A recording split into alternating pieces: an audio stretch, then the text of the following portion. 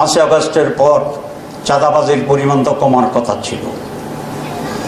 5ই আগস্টের পর দখলবাজ এর সংখ্যা তো কম হওয়ার কথা ছিল, কিন্তু মানুষ প্রত্যক্ষ করেছে শুধুমাত্র ব্যক্তির পরিবর্তন হয়েছে, গ্রুপের নামের পরিবর্তন হয়েছে, দলের নামের পরিবর্তন হয়েছে, কিন্তু মৌলিক কোনো ইমপ্রুভমেন্ট বাংলাদেশের মানুষ এনজয় করতে পারেনি, সাক্ষী হতে পারে নাই।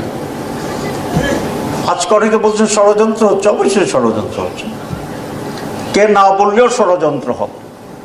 কারণ যারা পরাজিত শক্তি, যারা বিতাড়িত শক্তি, তারা তো নিশ্চিহ্ন হয়ে যায়। তাদের আশ্রয়দাতা আছে, তাদের প্রশ্রয়দাতা আছে, তারা হাসি মুখে পরাজয় মেনে নেবে, এটা কোনো বোকা বিশ্বাস করে না। সুতরাং ষড়যন্ত্র হচ্ছে, এতে কোনো সন্দেহ নাই, আমাদেরকে সাবধান হতে হবে।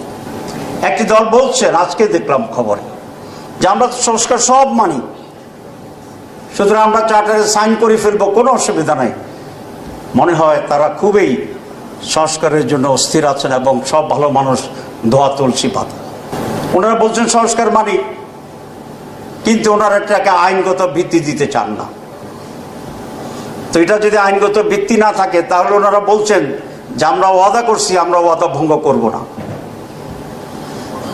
এবং ওয়াদা যে ওনারা ভঙ্গ করবেন না, এই ব্যাপারে ওনারা ওয়াদা করতে রাজি আছেন।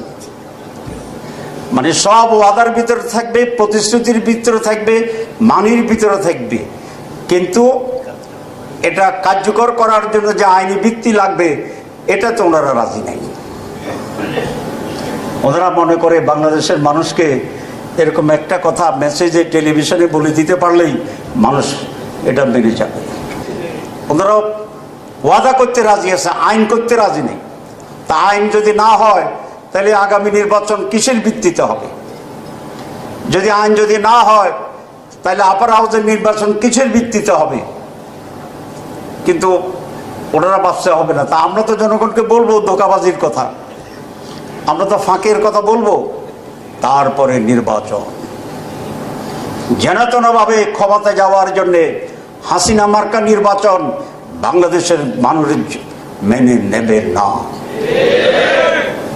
নতুন এক্সপেরিমেন্ট করব আমরা এবার, সেটা হচ্ছে পিআর পদ্ধতিতে, প্রফেশনাল রিপ্রেজেন্টেশন।